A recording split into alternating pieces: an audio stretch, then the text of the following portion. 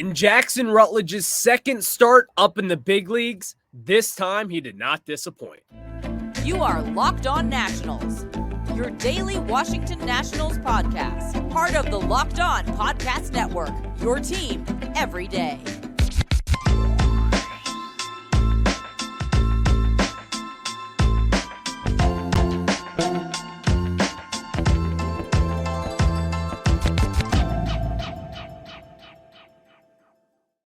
Today's episode of Locked On Nationals is brought to you by Jase Medical. Empower yourself when you purchase a Jase case, providing you with a personal supply of 5 antibiotics that treat 50-plus infections.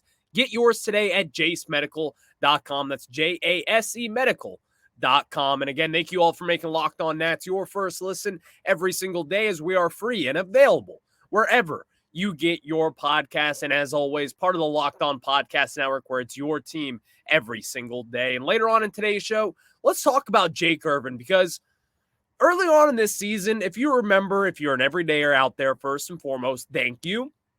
And second off, if you heard me talk about Jake Irvin back when we called him up, I kind of said, I think this guy is a reliever. Well, I will admit, I'm ready to wave the white flag on that, because I was wrong. And if you look at the numbers, and really even deeper into the numbers and just watching him pitch, it is clear and evident that he is a starting pitcher in Major League Baseball. So let's start kind of talking about that a little bit later on and get into some of the numbers and really what they tell us about Jake Irvin. But also, let's get into last night's win, as the Nationals, as I've been saying, is a much-needed victory. And as they go on today with Josiah Gray taking on the Chicago White Sox again, that still stands. It is a must-win game, in my opinion. So with yesterday's game, C.J. Abrams, 6th triple of the year. That was great to see. You really wanted to see that. Also drew a walk in yesterday's contest and kind of got that OPS up just a little bit more for where we want to see it at 716, batting .245 on the season. But the story of yesterday's game was not just C.J. Abrams. It was also Joey Meneses, the bottom of the 7th, hitting that 3-run home run, scoring Ildemaro Vargas and Carter Kieboom. As Carter Kieboom, we could talk about him and really kind of get into the nitty-gritty of what we think, but coming off the bench there, getting that pinch hit spot, he got his job done, in which I would like to see Carter Kieboom in more dire situations, maybe getting some more playing time, just to figure out what exactly he is. But when he does that, when you come in the game off the bench, it's never easy. It's never easy to come off the bench and just come in there and hopefully get on base, because that is his sole job in that situation. He came in, he did that, and then all of a sudden, Joey Meneses, 2 batters later, after Drew Milas gets struck out, I believe, in that situation, Joey Meneses came off the bench, pinch hit for Blake Rutherford, hit that 3-run home run, again, coming off the bench. A huge momentum shift in that Nationals game yesterday. But it all started really with Jackson Rutledge. And while Jackson Rutledge, it's his second start in the entire big leagues. Former first-round pick, 19th overall, I believe, back in 2019 was when we made that selection. But even furthermore than that, he's really starting to show us something here. And while it's not the best of stuff there, you're not really seeing everything that he has provided down in the minor leagues, where he had a really successful season in AA, went up to AAA. He kind of found himself going up and down there a little bit. He had some good starts, but ultimately he was good enough to make his debut in the major leagues. His first time around, giving up 4 earned runs down in Pittsburgh. That was a disaster. It just was. But yesterday's start against a team, again, where you just have to win. You have to beat the Chicago White Sox. This is a team that is just much worse than you. Simple as that. So with that said, Jackson Rutledge looked really good. And while he did give up those 2 earned runs, those were 2 solo shots off Luis Robert Jr., who, again, Nationals killer. I see it right then and there. This guy is going to kill us whenever we play him for the next few years, whatever that is. But also Yoan Moncada. So Jackson Rutledge, welcome to the club. Those guys hit home runs. When they hit them, they don't go quiet. They are loud moonshots. Welcome to the club with that, man. I'm not going to be worried about that. Giving up those 2 home runs, and honestly, what does that really tell me? Because in my sense, while I would like to see pitchers like Josiah Gray cut back on the long ball, Mackenzie Gore as well. But when you're just coming up in the big leagues and you're only telling me that you give up 2 earned runs and those 2 earned runs were 2 solo home runs, that tells me multiple different things. That one, you messed up twice. I'll take that. Now, while we got a little bit lucky considering that there's no one on the base path in that situation, yes, that is a little lucky. But also those 2 pitches, those are things that you can work with. And it's not a real fundamental issue with Jackson Rutledge, at least from what we have seen so far. He's not really missing all that much. He was pumping strikes in yesterday's contest as well. And while he does this, while he kind of impresses us while we're watching, you can kind of see why the Nationals took him number 1, or not number 1 overall, in the first round back in 2019. He's got the stuff. It's just a matter of if he can put it all together. And also some of that lies on Hickey and the pitching staff there and Davey Martinez and really the front office to develop him and have him take those next steps. Because I think with Mackenzie Gore, the moral of the story of this season for Gore in particular was that he started off really good. He hit some kind of rough stretch early on in the summer, but then he picked it back up again and looked really good, striking out 10 in one of his last few starts back in August. But Josiah Gray, kind of the same, started off really strong, kind of went through that deep stretch, and his last start was really good, and hopefully today's start is also really good.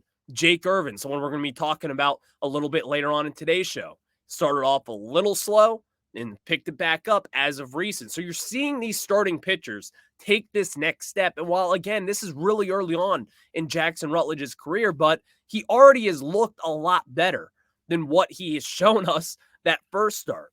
You've seen the little tiny steps there. So with those 2 mistakes that he made against 2 of, in my opinion, one of the best hitters in all of baseball, Luis Robert Jr., the guy has raw power everywhere in his body. And then also Yoan Moncada, really good ball player, has some power, has some sneaky power, in my opinion, can kill the baseball sometimes. But Jackson Rutledge held his own. He held himself in check, going 6 1/3 innings pitch, didn't get his pitch count all too high, and he also even got some run support there in that 7th inning, because that's also kind of been a story of this Nationals team here. It's a lot nicer to pitch in a ball game in which you have a 3-0 lead already. We've seen that with Jake Irvin at times. His last start out, I think we got up to a 3-0 lead against the Brewers. We all know that kind of imploded in his face there. It kind of just leaked out, giving up those home runs there later on in the game in the 5th inning, I believe. But Jackson Rutledge is also part of this now, in which we need to have some run support there. And while it did come at a nice time with Joey Meneses coming off the bench, hitting that 3-run home run, which was just so big in that situation, getting the lead, setting up the bullpen nicely. But we all know when the bullpen came in, it was a little bit shaky, to say the least. Kyle Finnegan came in. I don't know what it is with him, man. He was so good after the last month and a half of the season. If you look at his numbers, his ERA was down in the 1s. This guy was striking out batters left and right. You came in the game, or if Kyle Finnegan came in the game, you knew the job was getting done.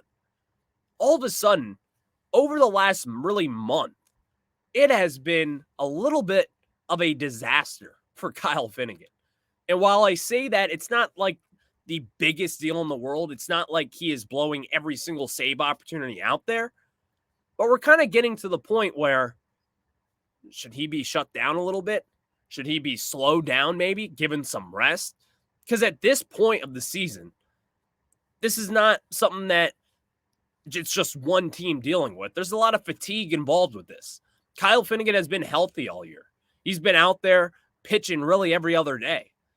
And while that's what we want, he's been a really good closer this year. But I also kind of want to preserve him, because Kyle Finnegan is a lot better than the product from what we have seen over the last month, in my opinion. I still believe in Kyle Finnegan. I think he is a big league closer. Is he a top 5 closer in baseball? No. But I think he's a really good one. And for this team where we are right now, it's important to have someone at the back end of the bullpen in which you can rely on. And with David Martinez and Jim Hickey and all the others on the staff, it's kind of important to know that you can have someone like Finnegan be in the back end of that bullpen. But going forward, while I kind of balance these two plates this way.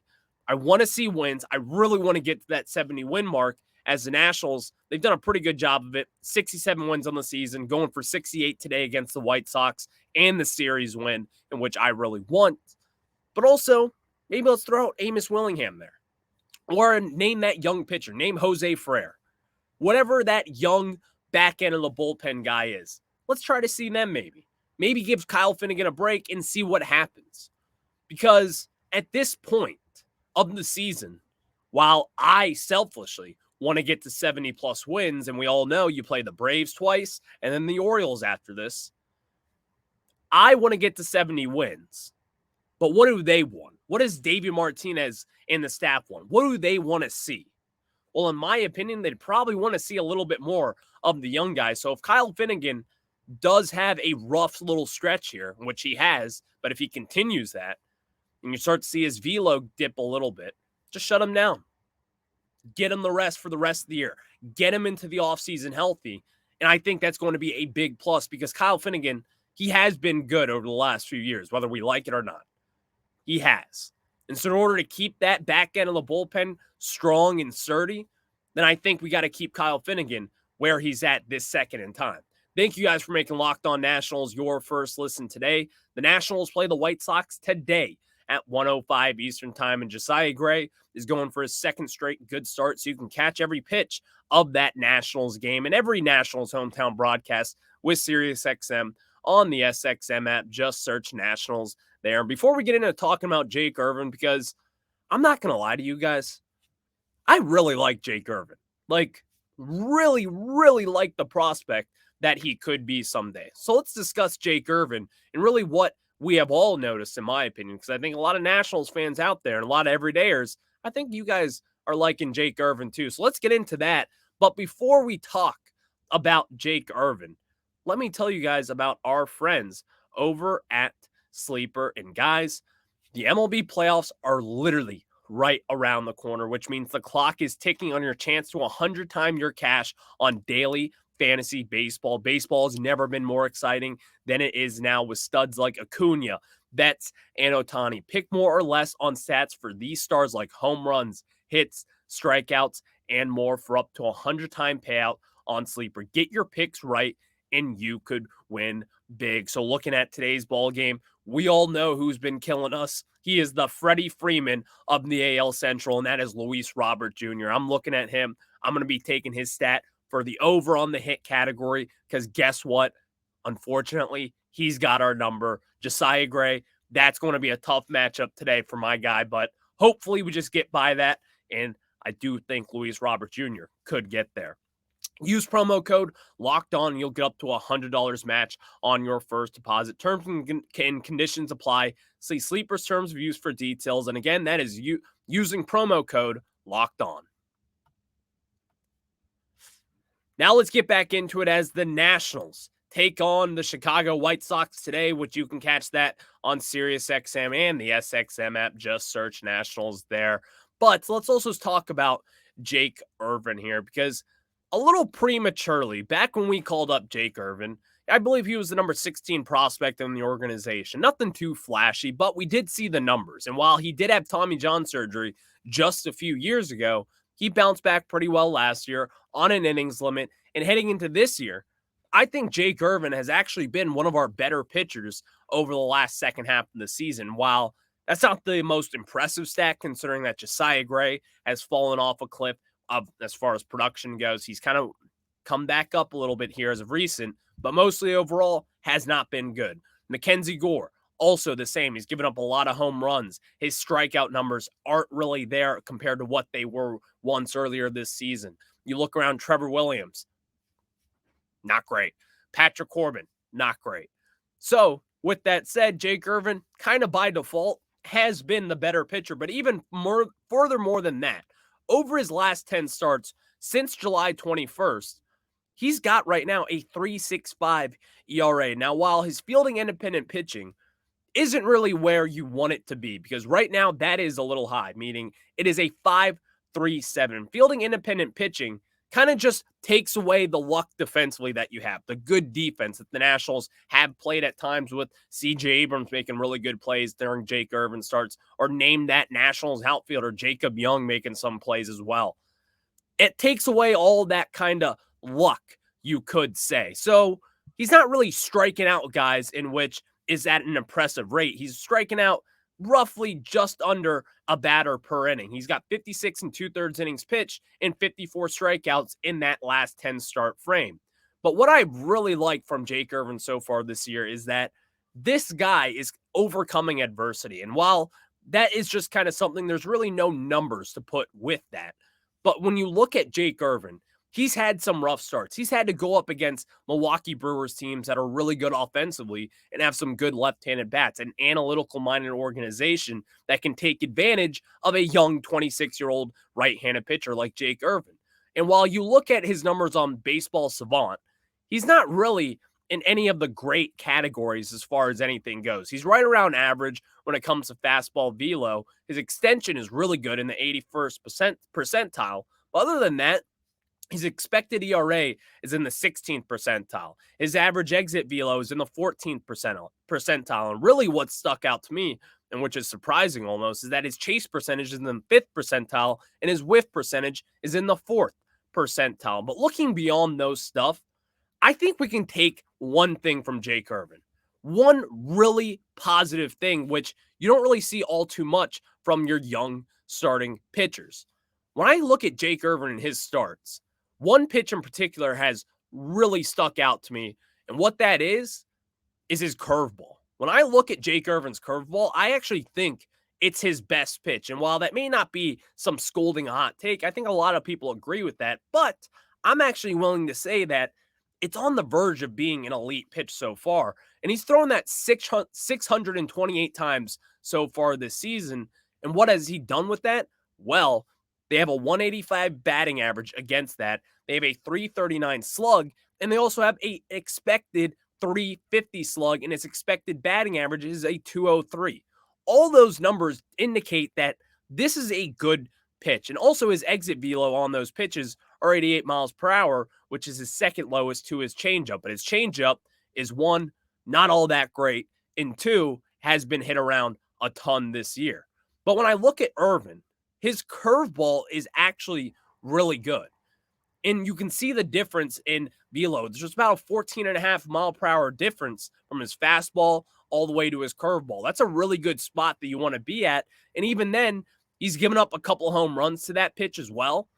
But in 143 plate appearances and 124 at-bats in that instance, he struck out 37 batters, which is a little bit, just one more strikeout compared to his fastball. So while looking at Jake Irvin, his fastball is also good. A 199 batting average against and a 342 slug. But his curveball is just that better. Now, here's where he's gotten in trouble. And I think this is where the stats may indicate that as well. His sinker, which he doesn't really throw all too often considering everything, because Jake Irvin has been pretty fastball heavy considering the other pitches. But 36% of the time he throws a fastball. Curveball he throws 30% of the time. And a sinker that he throws 28% of the time. And the rest of that is his changeup, which he doesn't really throw that all too often. Only 99 changeups thrown so far this season for Jake Irvin. So when you look at those two pitches and really combine everything, the fact that this guy is still a rookie, that yes, he has gotten a little bit unlucky considering he's given up 12 home runs in his last 10 starts. As I was saying for Jackson Rutledge, Jake Irvin is still part of that conversation. He's a young pitcher. This guy's going to take some time to really kind of blossom. Now, with that said, I'm willing to say that he is blossoming in front of our eyes. Like as of right now, sitting here today with who is healthy and with who has pitched well, Mackenzie Gore is out of this equation right now. If we were Game 7 of the World Series, this second right now, this very second, who do I want on this staff to take the mound? Some people may say Patrick Corbin for what he has done, but look at the numbers. You don't really want that going out there with your season on the line. I'm taking Jake Irvin. That's kind of how I put this into perspective. Now, while again, I will say this, the starting pitching has fallen off over the last month or so. It hasn't been all that good. The bullpen also hasn't really looked as good as it once did over the summer. But Jake Irvin has taken that step up in which you can take that positive and spin it into something good for this team. Because again, you only throw your changeup 5% of the time, maybe, if that. Other than that, you throw a pretty nice arsenal of 3 pitches, and that's your fastball, your curveball, and your sinker. But also what stuck out with his changeup, while he doesn't really throw it all too much, he's got a 17% whiff percentage on that and a 31% put away percentage on that pitch as well, compared to his curveball, which is at 17%, and his sinker, which is at 15%, and his fastball, which is at 12.8%. And his whiff percentage is at 26% for his curveball. Now, while that's pretty good for a curveball in general, but you see the growth of Jake Irvin, because comparing it to other guys, whether it be Steven Strasburg back in the day, early on in his career, his numbers were better. Yes, not everyone's Steven Strasburg. Not everyone is Max Scherzer early on in their career. But you can see the steps and really the stepping stones that Jake Irvin has taken to get to this point. Now, I want to see some of these things kind of come in fruition more. I would like to see him cut back on the home runs given up, because I also think that's really what has driven him into some bad outings, as we saw last week in Milwaukee over the weekend. Really good start, in my opinion. Only got 4 2/3 innings pitched because he gave up those 2 home run balls there back in the 5th inning. But other than that, Jake Irvin looked really good that start. And you've kind of seen that over time as well, because 12 home runs in his last 10 starts is not good. That's not what you want to see. You don't want to see multiple home runs going per start. But before that, you could really rely on Jake Irvin coming out there and pitching a really good inning, because his walk rate is down just a little bit. 22 walks in those 56 2/3 innings pitched over his last 10 starts. That is, again, improvement for what we want to see from Irvin. So while not everyone should be taken away by this, Jake Irvin is not going to be our ace. He's not going to be a Cy Young winner down the road. Maybe he will, but at this point, I'm betting against that. But what I am saying is that I was wrong. I was completely wrong about what I projected for Jake Irvin, because when you look at his stuff, it kind of just screams back end of the bullpen guy. Hopefully someday down the road can make a spot start or two, kind of in a similar role of Trevor Williams. But what he has proven to me so far this year is that he's not just a spot starter. This is someone who can compete for a 4th or 5th spot in that rotation. And I think at this moment in time, it's going to be hard to make a case that Jake Irvin should not be in the rotation next year. In my opinion, his name is in pen. He's going to be in this rotation. He'll be starting game 4 of the 2024 season as long as he's healthy. That's what I think Jake Irvin is at this moment in time. And again, I also think I don't want to just leave this out here and say that he will never be an ace. You never really know. You just don't. If the Nationals invest heavy in analytics, and from my opinion, I think Jake Irvin is very into analytics from what I have heard, then maybe, just maybe, you see that next tick up. Because he's got the stuff. Again, the curveball, in my opinion, is getting to elite level. That's how good of a pitch it is. You've seen Pitching Ninja, Rob Freeman, recognize it as well on multiple different occasions now. So I think with Irvin, it's going to be interesting, but we'll just have to see if he can take that next step. And most importantly, let's see if the Nationals can help him take that next step. Thank you guys for making Locked On Nationals your first listen every single day, as we are free and available wherever you get your podcast. And the Nationals play the White Sox today at 1:05 Eastern Time. Catch every pitch of the Nationals hometown broadcast with SiriusXM on the SXM app. Just search Nationals there. Before we get into a quick little preview of Josiah Gray making that start today, let me tell you guys about our friends over at Jase Medical. And guys, have you ever thought about Jase Medical? Because when I do, I want to tell you guys about their modern medical care and treatment that are important. But guys, our global supply chains are also fragile. Things like pandemics, natural disasters, and foreign travel may cut you off from the treatment that you need. Jase Medical is your solution. Just fill out their online form, and one of Jase Medical's board-certified physicians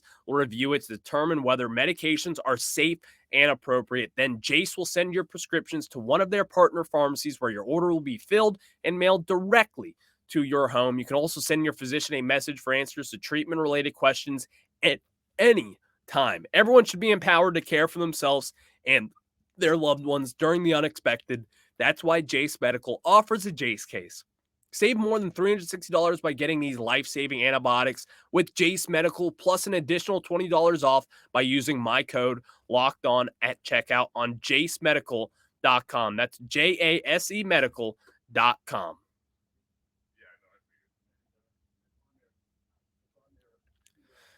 And again, thank you guys for making Locked On Nationals your first listen every single day. Josiah Gray is going up against this Chicago White Sox lineup today, in which we all know what I'm afraid of.